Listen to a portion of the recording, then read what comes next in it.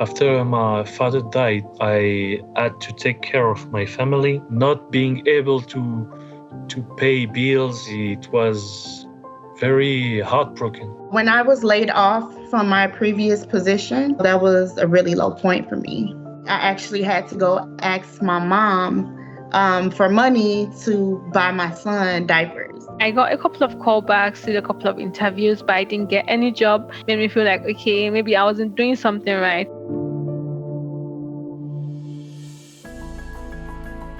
اللي خلاني اتجهت لمجال التكنولوجيا من مجموعة من أصحابي إن هم بدأوا يتكلموا معايا عن التكنولوجيا وإن هي بتستخدم في مجالات كتيرة وإن هي ممكن إن هي توفر لك الدخل المناسب اللي أنت محتاجه.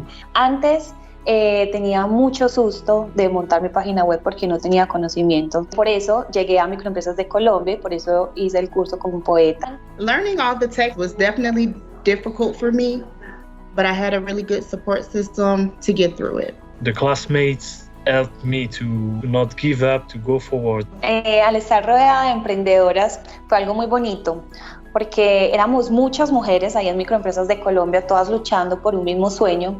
I've been studying for the Microsoft SQL course. It's something that I can add on to my list of skill sets. Bueno, creo que es muy importante seguir estudiando y seguir aprendiendo herramientas tecnológicas porque ese es el futuro. I felt like having those tech skills, I am better prepared to go into any field or any job that I decide to. Y me permite como trabajar en cualquier momento y en cualquier lugar, lo cual es muy bueno.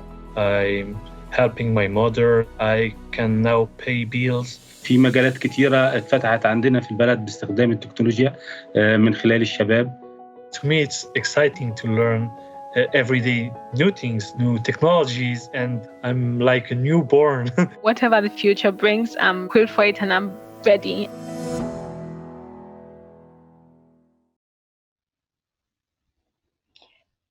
Yassine, Tiara, Fatima, Sabri, Elisa. Amazing voices from around the world of people who've overcome obstacles, demonstrated talent and resilience, and have seized this moment to get back to work in the digital economy. I'm Naria Lucia from Microsoft Philanthropies, and I'm honored to be here today to share with all of you our efforts at Microsoft Philanthropies to ensure that we accelerate an inclusive economic recovery in the post-COVID world so that everyone in the United States and around the world has the skills they need to get a good job and thrive.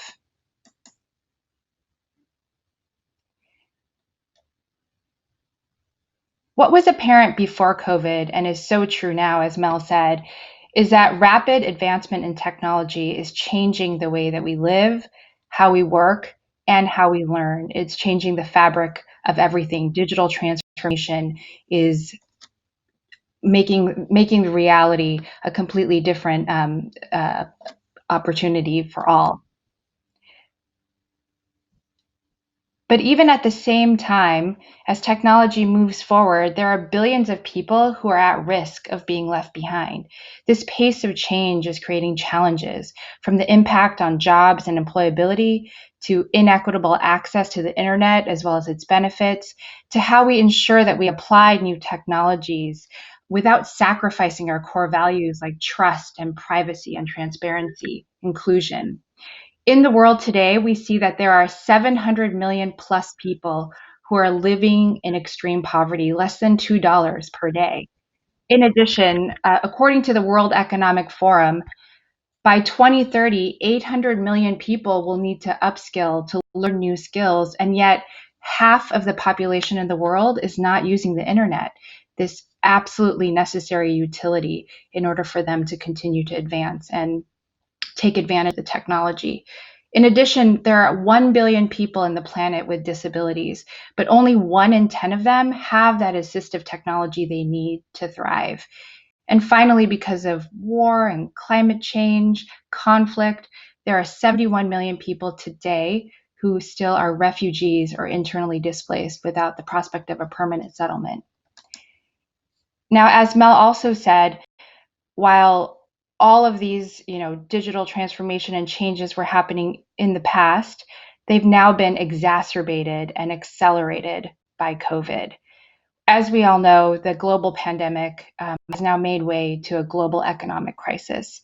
We have rampant unemployment, 41 million people in the United States. According to our Microsoft calculations, approximately 250 million people worldwide, about 75 million directly impacted because of stay-at-home orders. And one thing we know is that while some of these jobs will certainly come back, many of them won't. They may be gone forever. And even if people do return to work, many will return to an economy that's very different, a more digital economy. Our CEO, Satya Nadella, recently said, we've seen more digital transformation in the last 2 months than we've seen in the last 2 years, with people working from home, learning from home. There is just so much change. And so this brings for us a new skilling challenge, not just for jobs in the tech sector or tech roles within different industries, but really a need for every job to have that digital fluency, for every person to be able to significantly navigate this digital world.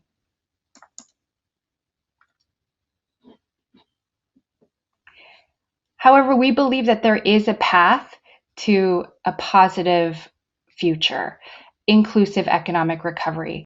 And really the key to this path forward is partnership. It means partnership in the private sector, so Microsoft working with our customers, working with our suppliers, but also working with our competitors to really imagine a better future, to really use this moment to leapfrog into a better future. It requires us to reach across to the public sector, take innovative practices, and make sure that they're codified as legislation, as laws, make sure that stimulus dollars, the trillion plus that will be invested by governments around the world, that they're being directed to people who are farthest from opportunity and have the opportunity to really level the playing field, especially around these digital skills for the future. And finally, it really requires us to partner with nonprofits that have been working in community. Our trusted advisors have a proven historical track record of helping these communities that are most impacted. And in partnership with the three together, we really feel that there is a path forward. For our path, it really begins with our Microsoft mission, which is to empower every person and every organization on the planet to achieve more. And within Philanthropies, we have a specific mission to make sure that that Microsoft mission comes to life for nonprofits and for communities. And we really put our money where our mouth is. Last year, we invested $1.8 million in grants and technology and products to thousands of nonprofits around the world. And much of that investment really has gone towards our specific portfolio of skills for employability. We have, I don't know if this, there we go. We have a goal within Skills for Employability to make sure that people who are unreached or displaced by technology are equipped with the digital computing and AI skills to gain employment. So what does that mean? When we talk about people unreached by technology, who are those communities that are most likely left behind, that aren't able to attain a post-secondary opportunity or post-secondary degree in tech? Often, especially here in the United States and around the world, it's women, it's people of color, African American, Latinos, it's people from rural communities, people from lower backgrounds. We're also very much focused on people who have a high risk of displacement because of technology, those individuals that are in roles that are more likely to be automated in the future. And for these individuals, we're working in partnership to make sure that they have those digital computing and AI skills so that they can achieve that job and achieve that bright future. This goal really comes to life through our partners, our nonprofit partners, as well as intergovernmental partners, the World Bank, the UN, ASEAN Foundation, just to name a few, as well as our customers and other corporate partners. We work with nonprofits for local impact, but look to the globe and with our partners to achieve that scale. just want to talk in closing about a few examples that we think have been great examples of this partnership and how we'll continue to foster those partnerships to move forward. The first is a partnership with the Markle Foundation, an initiative called Skillfull, where we joined forces together with them to very much think about skills-based hiring, shifting from having to have the pedigree of a 4-year degree in order to get the jobs that are in demand in the future. In this way, employers can find the right talent based on the skills, and individuals who have those skills could get matched up and accelerate their careers and their possibilities for the future. Another fantastic example comes to us from Chicago and in a partnership with Aon. I See Stars is a great community-based organization that has been working for the last decade really to make sure that people underrepresented in tech have the chance to step up and be the next generation of IT leaders. Looking at the data a few years ago, we found that there were 10,000 open jobs in cybersecurity in the Chicagoland area. So in partnership with Aon, we were able to bring up a new a cohort of individuals who are learning cybersecurity skills, get them certified, and then work to get them employed in those roles. And finally, an example that comes to us from around the world, we have just recently launched a really great partnership with Grab and the ASEAN Foundation. And for those of you who don't know, Grab is a ride-sharing program that really serves the Southeast Asia region.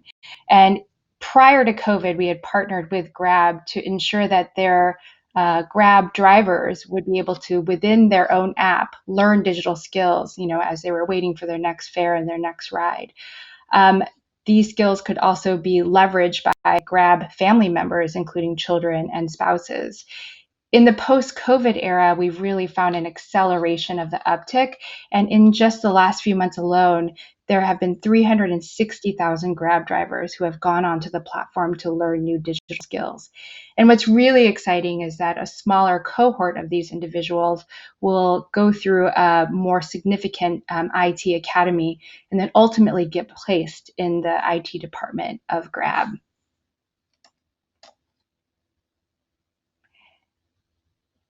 So to summarize, our approach is really to look for those in-demand skills. What are those in-demand skills that are going to grow? What is in demand now, but what is going to grow into the future?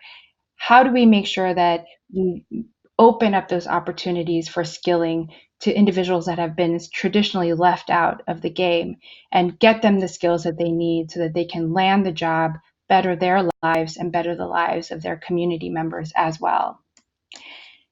And Mel mentioned the fact that we have a couple of exciting initiatives that will be coming up in the future. I invite all of you to tune in on June 8th, Monday at 8 a.m. Pacific time, where we'll be discussing some of the ways that we'll continue to accelerate this growth, accelerate this opportunity, and ensure that we have economic recovery. And I invite all of you to work in partnership with us, with each other, to make sure that we seize this moment, really step in, and imagine a brighter future for everyone. Thank you.